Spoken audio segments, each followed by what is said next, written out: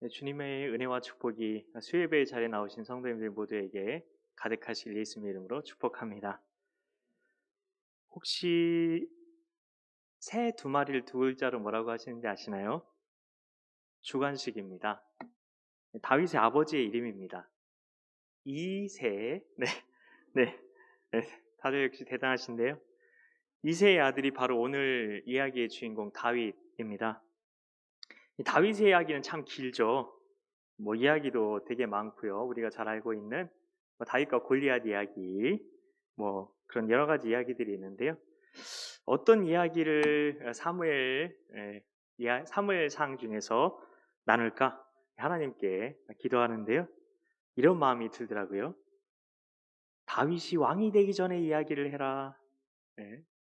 다윗이 왕이 되기 전에 이야기를 해라. 이런 마음들을 주셨습니다. 지난번에 우리가 사사 이야기를 했던 것을 기억을 하실 텐데요. 사사 시대에는 사람이 왕이 아니었을까요? 아니었을까요? 네, 아니었죠. 이스라엘에 왕이 없었다고 합니다. 이스라엘의 맨 처음 왕의 이름 혹시 아시나요? 1번 바울, 2번 사울. 오늘 진짜 너무 문제가 어려운 문제인데요.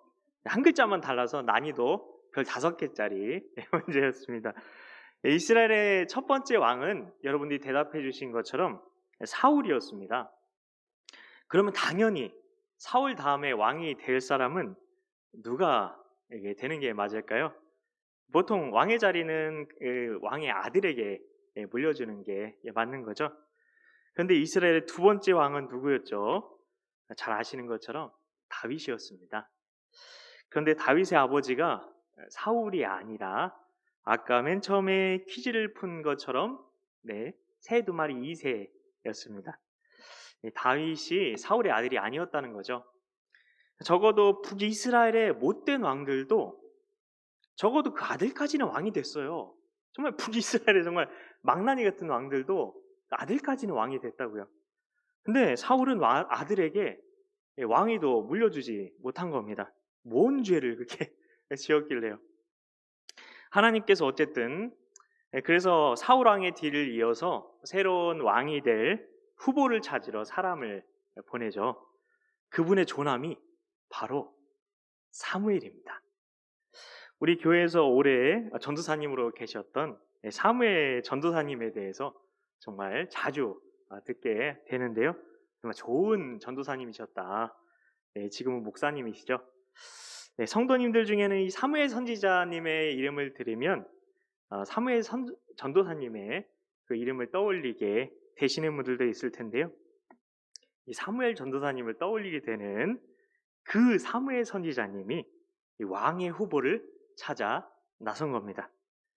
사무엘 선지자를 성경의 마지막 사사라고 이렇게 말하기도 하는데요. 이 사무엘은 대단한 선지자였습니다. 그런데 이 대선지자였던 이 사무엘이 하나님께서 사울을 왕의 자리에서 끌어내리시겠다고 말씀하신 뒤로 울고 있었습니다.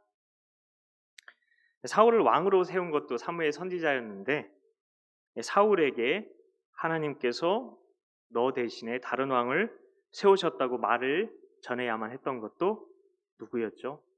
사무엘 선지자였기 때문입니다. 얼마나 마음이 아팠을까요? 원래 사울은 쑥스러움이 많은 사람이었습니다. 이스라엘의 1대 왕을 뽑을 때 사무엘 선지자는 제비뽑기를 했죠. 제비뽑기 왕을 뽑았습니다. 제비뽑기 같은 걸로도 왕을 뽑나? 지금도 그렇게 하지. 요즘 대통령 선거 그런 거 보면서 그런 분도 계실 텐데요. 지금도 그렇게 하면 좋을 텐데 이런 분도 계실 수 있는데요. 여러분은 어떤 결정을 해야 될 때, 근데 어떻게 해야 될지 모를 때 어떻게 하시나요? 보통은 이게 확률을 가지고 계산을 하는데요. 성공 확률 50% 그리고 성공 확률 80% 이 두 가지의 경우의 수가 있다면 여러분은 어떤 것을 선택하시겠습니까? 뻔한 걸 물어보시나 싶을 수 있는데요. 제가 뻔뻔한 목사라 그랬습니다. 네. 네, 죄송합니다. 여러분 중에는 뭔가 의도가 있는 것이 확 느껴지셔서 나는 성공 확률 50%짜리를 고를 거야. 이렇게 마음 먹는 분이 한 그러니까 두 분 정도 계신 것 같은데요. 네. 확률은 실제로 굉장히 중요하죠. 이 세상은 너무나 불확실합니다. 그렇다고 해도 그중에 더 가능성이 높은 것을 선택하는 것이 지혜로운 거죠. 학창 시절에 저는 확률 같은 거 왜 배우나 참 네, 굉장히 확률을 참 싫어했는데요. 그래서 수학을 잘 못했어요. 네. 그런데 지금 보니까 확률은 선택을 내리는 데 있어서 아주 중요한 참고 자료가 되더라고요. 공부 열심히 할 걸 요즘에 후회를 많이 하는데요. 이 확률이 이렇게 중요한데 근데 문제가 있다고 합니다. 누구에게 문제가 있느냐? 사람들에게 문제가 있다는 겁니다. 왜냐하면 사람들은 확률을 잘 이해하지 못한다고 학자들은 이야기를 합니다. 아, 목사님이나 잘 모르지 뭐 저는 잘 아는데요. 속으로 그러시는 분이 저기 건너편 교회에 있으시다는 그런 소문을 들었는데요. 제가 이런 말을 하는 근거가 무엇이냐면요. 항상 이게 근거 없이 말하면 안 되잖아요. 이 도박사의 오류라는 게 있다고 합니다. 도박사의 오류. 네, 주사위 게임, 뭐 카드 게임, 뭐 룰렛 있잖아요. 뭐 이렇게 룰렛 그리고 홀수나 이런 거에서 홀수나 짝수의 베팅을 한다면 단 한 번의 선택에 확률은 반반이잖아요. 50대 50. 그런데 만일 짝수가 연속으로 나오는 경우는 어떨까요? 첫 번째 게임에서 짝수가 나왔는데 글쎄 두 번째도 짝수인 겁니다. 예, 실험을 이렇게 해봤는데요. 3번 연속으로 만약에 짝수가 나오게 되면 네 번째 배팅부터는 사람들이 홀수에 많이 건다는 겁니다. 왜일까요? 이제는 홀수가 나올 때가 됐다는 거죠. 근데 실제는 어떻죠? 어떤 경우든 홀수가 나오고 짝수가 나올 확률은 50대 50입니다. 매번 똑같아요. 이전 판에 짝수가 나온 게 그 다음 판에 영향을 미칠 수는 없는 거죠. 아무리 해도 그 어떤 대단한 분석가라고 해도 미래에 대해서 제대로 예측할 수 있는 사람은 아무도 없다는 겁니다. 그래서 일기예보도 보십시오. 내일 비 올 확률은 50%, 뭐 그리고 80%뭐 이렇게 이야기를 했다가 비가 안 오면 일기예보가 틀린 건가요? 네. 그래가지고 우리는 일기예보 못 믿겠다. 그래가지고 슈퍼컴퓨터를 막 들여와야 된다. 우리나라 기상청은 못 믿겠다 싶어서 일기예보 앱도 외국 것을 쓰시기도 한다고 들었는데요. 네, 제가 그렇습니다. 네. 그런데 그게 아니라는 겁니다. 어차피 미래는 불확실하다는 겁니다. 성경은 중요한 선택을 할 때 제비뽑기를 하곤 하는데요. 사울도 제비뽑기로 왕에 뽑혔습니다. 사울은 그럼 제비뽑기 운이 좋았던 것일까요? 제비뽑기는 하나님께서 친히 선택하신다는 믿음으로 하는 뽑기입니다. 그 믿음을 모시고 제비뽑기를 사용하신 것이지 제비뽑기가 하나님의 방법이구나. 바로 이거다. 네, 내가 뭔가 새로운 걸 발견했다. 예, 이건 아닙니다. 믿음이 중요하다는 거죠. 그래서 하나님께서 친히 뽑아서 왕으로 삼으신 사울이잖아요. 이런 사울이 왕의 자리에서 쫓겨난 이유가 있었습니다. 바로 교만 때문이었다고 하는데요. 그러면 이렇게 교만한 사울이니까 왕으로 뽑혔을 때도 사울이 키도 딱 크고 딱 보면 연예인들 보면 딱 후광이 이렇게 딱 이렇게 보면은 이게 그렇게 후광이 비친다고 하는데요. 뭐 이런 것 같은 사람이었다고 성경에 이야기를 하고 있는데요. 그러니까 왕으로 이게 사울이 뽑혔을 때도 당연히 뭐 내가 왕이 되었어야지 뭐 나 말고 이 중에 왕이 될 사람이 있겠어? 이러면서 거들먹거리면서 사람들 앞으로 나아갔을 것 같지 않습니까? 교만 때문에 망한 왕이었으니까요. 그가 왕으로 선택되었을 때 사울은 근데 우리가 생각하는 것과 다른 상상할 수도 없는 행동을 합니다. 사무엘상 10장 22절 말씀을 같이 읽어보겠습니다. 그러므로 그들이 또 여호와께 묻되 그 사람이 여기 왔나이까? 여호와께서 대답하시되 그가 짐 보따리들 사이에 숨었느니라 하셨더라. 아멘. 네, 사울은 짐 보따리들 사이에 숨었다는 겁니다.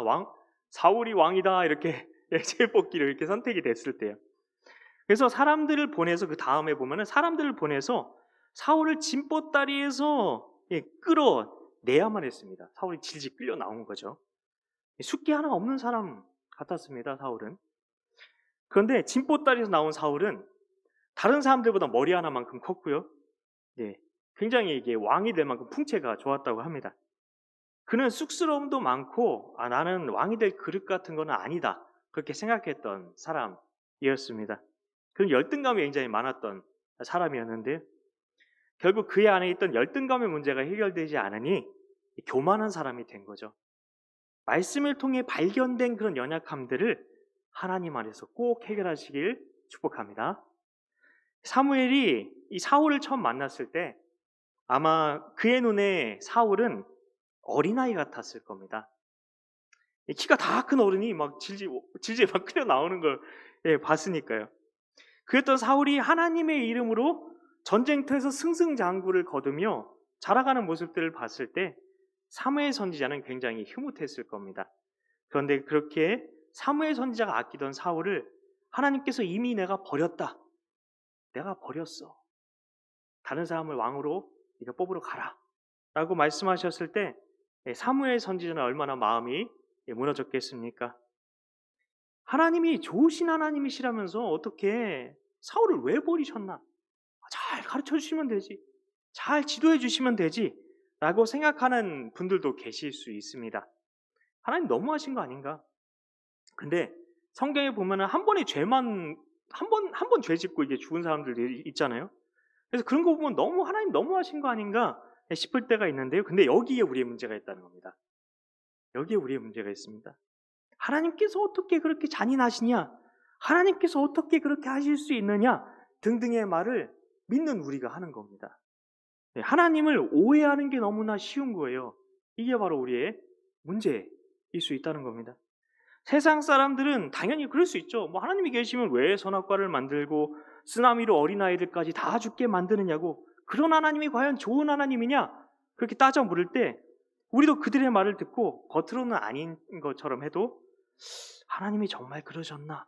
라는 오해를 마음에 품기도 하는 거죠. 우리가 하나님을 믿어드리지 않는다는 겁니다. 하나님은 전능하십니다. 아멘.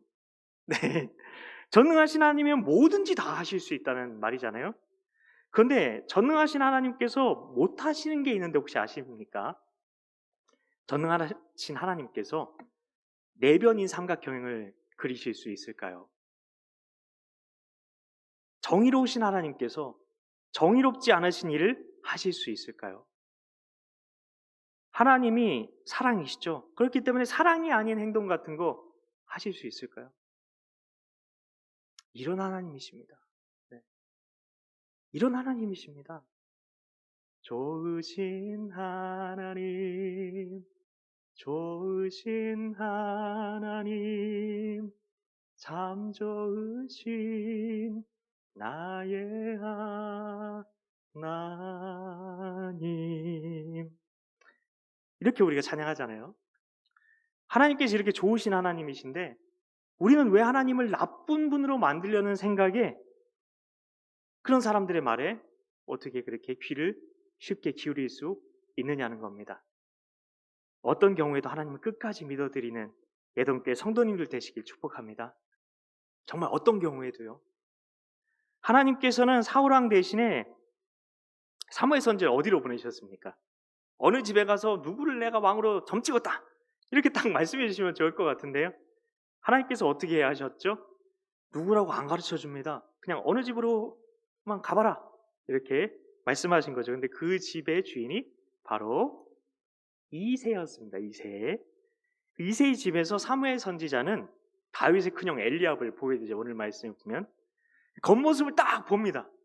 그리고 하나님께 물어보지 않고 이 사람이 왕이 될 사람이다 스스로 판단을 딱 내려버리죠. 그때 하나님께서 뭐라고 하셨나요? 사무엘상 16장 7절 말씀을 같이 한번 읽어보겠습니다. 여호와께서 사무엘에게 이르시되 그의 용모와 키를 보지 말라. 내가 이미 그를 버렸노라. 내가 보는 것은 사람과 같지 아니하니 사람은 외모를 보거니와 나 여호와는 중심을 보느니라 하시더라. 아멘. 사무엘 선지자는 이새의 아들들을 하나씩 다 살펴봅니다. 그런데 하나님께서 이 사람이다 감동을 주시는 사람이 없는 겁니다. 이새가 아들을 7을 다 데렸어요. 저에게 아들이 7이 있는데 자, 한번 보십시오. 그럼 한 명씩 다 지나가게 하는 거예요. 근데 그 중에 하나님께서 택하신 사람이 없었습니다. 감동 주시는 사람이 아무도 없는 거예요. 왜요? 하나님은 무엇을 보신다고요?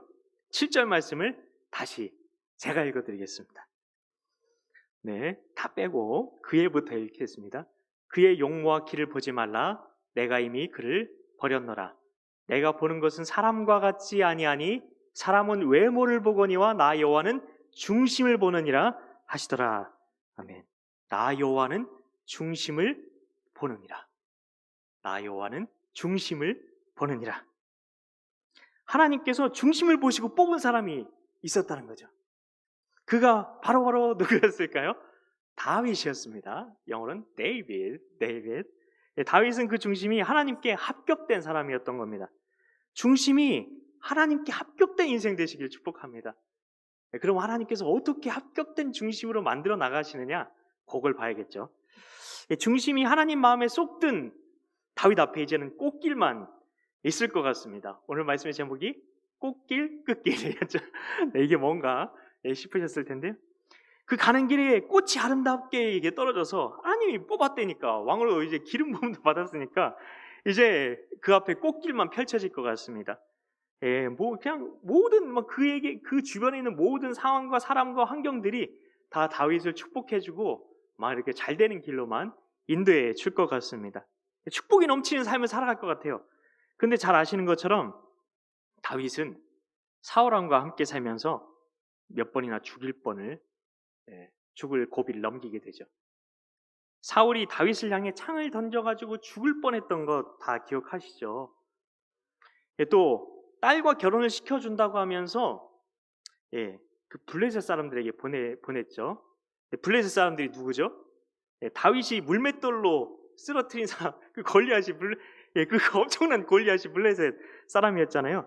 엄청난 싸움꾼들, 막 엄청난 거인이 있는 그 족속이죠. 거기 이게 보냈다는 건 거기 가서 이게 포피를 잘라오라고 했는데, 그거는 뭐 죽으라고 보낸 거죠. 죽을 뻔한 이런 일 위에 이런 일도 있었죠. 다윗은 이게 사울의 딸과 결국 결혼을 하게 되는데요. 근데 사울왕이 자기가 없는 사이에 다윗의 아내를 다른 사람에게 시집을 보내버리게 됐습니다. 정말 어처구니없는 일이죠. 사울이 뭐 아직 왕이었으니까 뭐 이런 일이 가능했던 건데요. 온갖 갑질을 했던 사람이 바로 갑질 대마왕이 바로 사울 왕이었다는 겁니다. 그런데 다윗은 어떻게 했죠? 창을 던지는 사울의 창을 슬쩍 피한 다음에, 중국 영화 좋아하시는 분들 계실 텐데 중국 영화처럼 창을 탁 잡아가지고 되돌려가지고 던져가지고 사울 왕을 해치우고 왕이 될 수도 있었을 겁니다. 사울은 우리가 만날 수 있는 가장 나쁜 권위자일 겁니다. 요즘 같으면 뭐 그런 갑질하는 권위자 끌어내려버리고 신고해가 뭐 요즘에 뭐 그런 아주 굉장히 무서운 그런 사회인데요. 그때라서 다윗이 그냥 사울을 내버려 둔 게 아닌가, 뭐 자기가 뭐 해도 뭐 아무 소용도 없고 그래가지고 그렇게 생각할 수도 있는데요. 오히려 그때는 힘이 법인 시대였습니다. 사울 왕을 죽이고 다윗이 왕이 된다고 누가 뭐라고 할 수 있는 그런 시대가 아니었어요. 얼마나 사울이 다윗을 괴롭혔는지 알고 있었으니까 사람들 다 알았습니다. 그리고 다윗의 능력을 엄청 사람들이 인정해 줬어요. 사무엘상 18장 7절 같이 읽어볼까요? 같이 읽어봅니다. 여인들이 뛰놀며 노래하여 이르되 사울이 죽인 자는 천천히요 다윗은 만만이로다 한지라. 아멘. 이미 민심은 다윗을 향하고 있는 것처럼 보입니다. 다윗이 사울의 뒤를 이어서 왕이 되었으면 하는 것이 민심처럼 보이는 거죠. 그런데 다윗은 그 날아오는 창을 어떻게 했습니까? 1번, 피하다가 잡아서 대던지려고 하면서 위협을 했다. 네. 2번, 그 창을 피하고 그냥 아무렇지도 않은 것처럼 행동했다.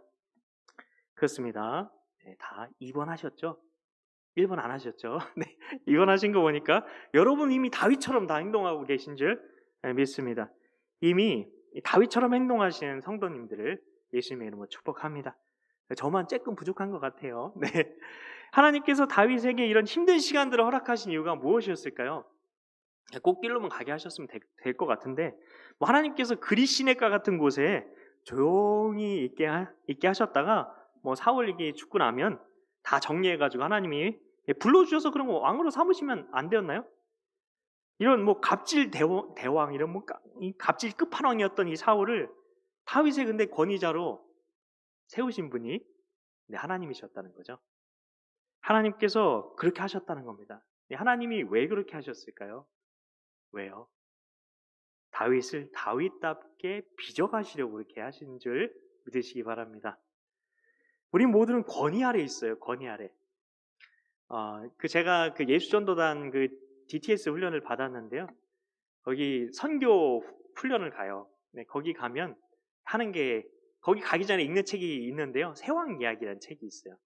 권위에 대해서 어떻게 반응할 것인지에 대해서. 그래서 그 권위에 복종하고 순종하는 것을 훈련하는 시간이 선교의 시간입니다. 근데 하나님께서 정말 간사님이 계시고 간사님 그리고 같이 가는 그런 학생들이 있는데 어떤 사람을 같이 붙여놓을까요? 정말 마음에 맞는 사람? 정말 내가 너무나 좋아하는 사람? 같이 가고 싶은 사람 붙여놓을까요? 아닙니다.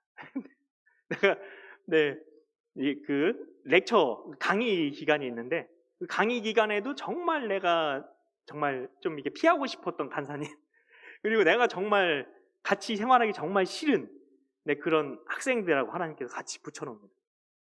그리고 거기 가면 선교지는 특히 막 중국 같은 데 가면은 어디 나가지도 못해요. 그냥 거기 한 방에 한 집에 그 좁은 집에 갇혀가지고 그렇게 시간을 보내야 되는 거죠. 서로 부딪히고 근데 그 가운데서 그 권위 아래 들어가고 순종하는 것을 통해서 우리가 점점 예수님의 사람을 변화되어지는 것들을 경험하곤 했습니다. 여러분 우리 모두가 다 권위 아래 있어요. 근데 그 권위 아래 두신 분이 하나님이심을 믿으시기 바랍니다. 근데 우리 위에 권위가 누가 있죠 지금? 뭐 직장 상사도 있을 수 있고요. 뭐 남편, 아내, 부모님일 수도 있고요.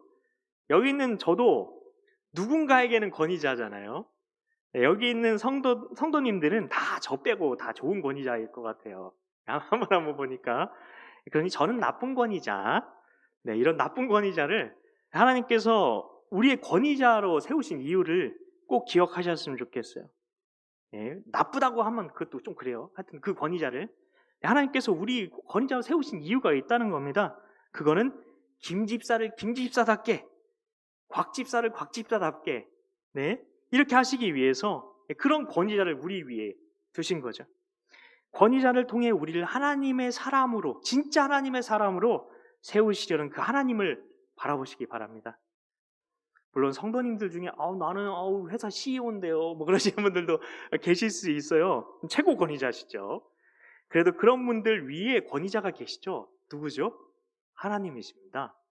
하나님께서 그런 분들을 직접 다루신다는 소문이 있습니다. 더 무섭죠. 그래서 최고 권위자가 되려고 많이 되려고 생각하지 말아라. 하나님이 그렇게 성경에 기록을 해놓으시기도 하셨죠. 그러면 그 권위자를 통해 내가 어떻게 나다워질 수 있을까? 그게 중요한데요. 항상 두 가지만 생각하시면 됩니다. 두 가지. 이 훈련만 되면 되는데요. 뭐냐면 말씀 그리고 기도입니다. 자, 디모데전서 4장 5절 말씀입니다. 같이 읽어보겠습니다. 하나님의 말씀과 기도로 거룩하여 짐이라. 뭐 말씀 기도, 뭐 맨날 그 얘기만 하나 싶을 수 있는데요. 근데 잘 생각해 보십시오. 일단은 거룩하여 짐이라. 거룩해진다는 말은 뭐죠? 목에 힘을 뻣뻣하게 해주시고 목소리만 성스럽게 뭐 이런 식으로 만드는 그런 게 아니죠. 거룩해진다는 말은 나다워진다는 말입니다. 나다워진다는 게 어떻게 거룩해진다는 말인가 싶을 수 있는데요. 성도라는 한자가 무슨 뜻을 가지고 있습니까? 거룩한 무리죠. 거룩한 무리. 성도의 속성이 거룩함이라는 겁니다. 거룩하셔야 돼요. 우리 모두는.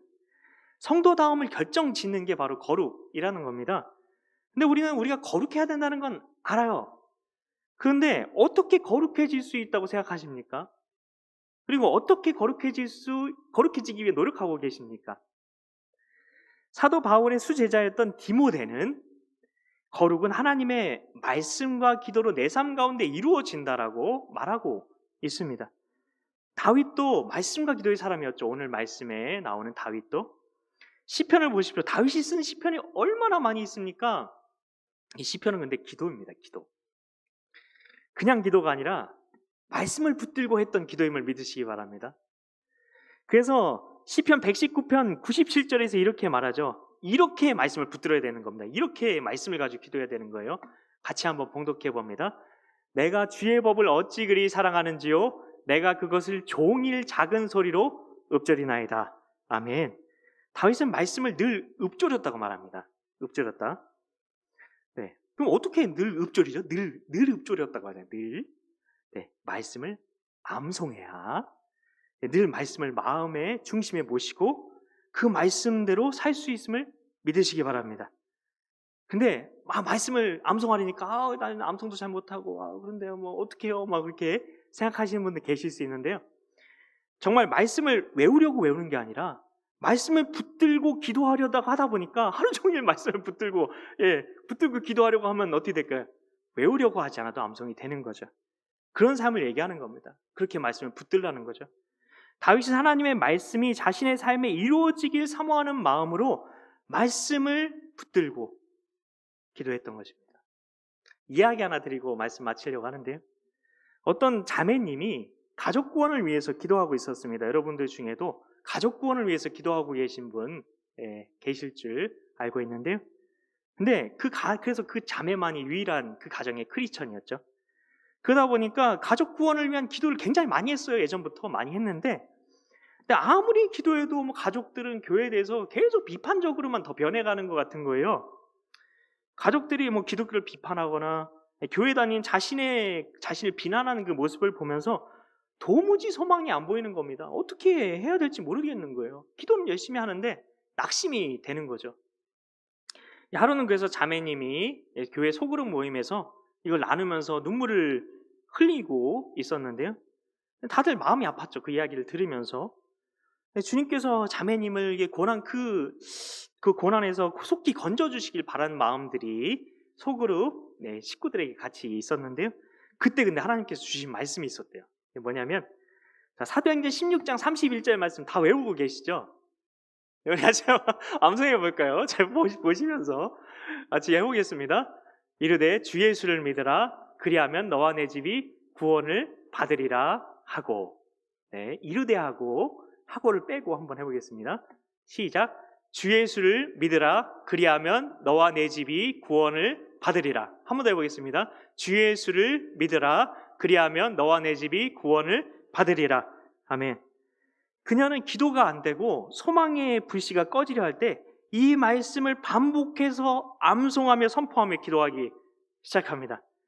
하나님의 말씀은 주님의 그 약속이기에 권위가 있다고 믿고 자신의 마음을 쥐어짜는 게 아니라 이 말씀을 선포하면서 그 말씀을 붙들고 기도하기 시작했다는 것입니다. 자매님의 얼굴이 가벼워지고 마음이 자유해지는 거예요. 그리고 정말 놀랍게 하나님께서 주시는 그 믿음으로 가족 구원이라는 기도 응답을 경험했다고 합니다. 믿거나 말거나. 네, 여러분, 성도 여러분, 하나님께서 우리를 향해서, 나를 향해 가지고 계신 꿈이 있습니다. 그 꿈이 바로 거룩입니다. 나다워지는 겁니다. 나다워지는 게 바로 거룩인 줄 믿으시기 바랍니다. 말씀과 기도로 그 일이 가능해집니다. 말씀과 기도의 훈련이 중요합니다. 어디서 우리는 말씀과 기도에 집중할 수 있습니까? 바로 교회입니다. 예배입니다. 예배입니다. 예배 시간에 말씀 듣고 우리가 기도하잖아요. 그래서 교회의 예배마다 나와서 거룩을 훈련해야 하는 줄 믿으시기 바랍니다. 그래야 우리가 권위자를 통해서 우리를 거룩하게 만드시려는 주님의 뜻에 내가 동참할 수 있는 겁니다. 이 시간 우리 같이 찬양하며 잠깐 기도할 텐데요. 이 시간 나에게 하나님께서 주실 말씀, 내가 붙들고 선포하며 기도할 말씀을 그 생각나게 하실 그 주님을 기대하며 우리 찬양하고 기도합시다. 우리 같이 이 시간 완전하신 나의 주, 우리 같이 찬양하며 같이 기도하며 나아가도록 하겠습니다.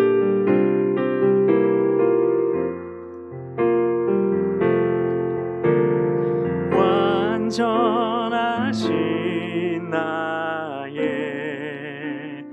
주, 의의 길로 날 인도하시네.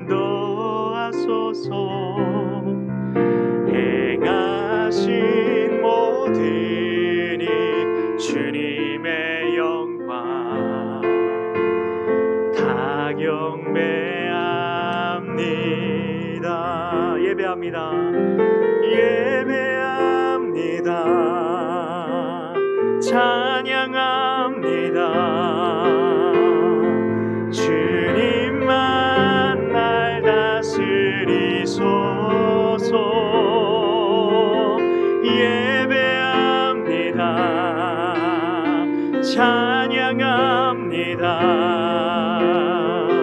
주님 홀로 높임 받으소서. 완전하신 나의 주, 완전하신 나의 주, 의의 길로 날 인도하소서. 행하신 모든 일 주님의 영광 다 경배합니다. 예배합니다. 찬양합니다. 주님만 날 다스리소서. 예배합니다. 찬양합니다. 주님 홀로 높임 받으소서. 예배합니다. 예배합니다. 찬양합니다. 주님만 날 다스리소서.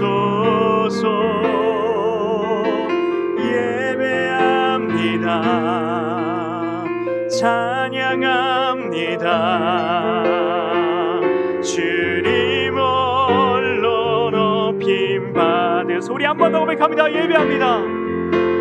예배합니다. 찬양합니다. 주님만 날 다스리소서. 예배합니다. 찬양합니다. 주님 홀로 높임 받으소서. 이 시간에 우리 잠깐 기도하며 나아가실 때에, 하나님, 제가 붙들고 하나님 기도하기 원하시는 정말 주님의 약속의 말씀 하나님 있습니까? 하나님, 이 시간 하나님 생각나게 해 주시옵소서. 그래서 그 말씀 붙들고 하나님의 그 신실하신 약속 붙들고, 완전하신 그 하나님의 그 말씀을 붙들고, 그 약속을 붙들고, 하나님 다시금 하나님 믿음으로 아버지 주님 하나님께서 인도하시는 그 길로 걸어가겠습니다. 그 길이 비록 광야처럼 아버지 힘든 길이라 할지라도 아버지 선한 목자이신 주님께서 말씀으로 인도하실 것이기에 하나님 믿음으로 그 길 걸어가겠습니다. 제가 붙들 그 말씀만 하나님 이 시간 허락하여 주시옵소서. 우리 같이 기도하며 주님 앞에 나아가도록 하겠습니다. 우리 같이 기도합니다.